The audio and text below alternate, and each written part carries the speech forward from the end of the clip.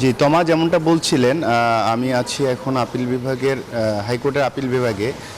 আজকে 1971 সালের মুক্তিযুদ্ধ 1971 সালের যে মানবতা বিরোধীর অপরাধের মামলায় বাগেরহাটের খান আকরাম, হ্যাঁ, তার বিরুদ্ধে দণ্ডপ্রাপ্ত তিনি আসামি ছিলেন। তার বিরুদ্ধে তার খালাসের বিরুদ্ধে যে আপিল হয়েছিল সেই আপিলের উপর আজকে প্রধান বিচারপতির নেতৃত্বাধীন আপিল বিভাগ তাকে খালাসের রায় দেন।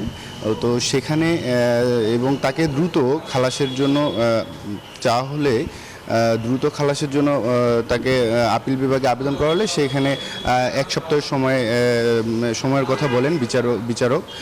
তো আমি আরেকটু জানিয়ে রাখতে চাই যে এই মামলায় তার বিরুদ্ধে বাগেরহাটের যে খান আকরাম তার বিরুদ্ধে মোট 7টি অভিযোগ আনা হয় এবং সেখানে হত্যা, অপহরণ সহ অগ্নিসংযোগের বিভিন্ন অপরাধের হচ্ছে যে অভিযোগ তার বিরুদ্ধে আনা হয়।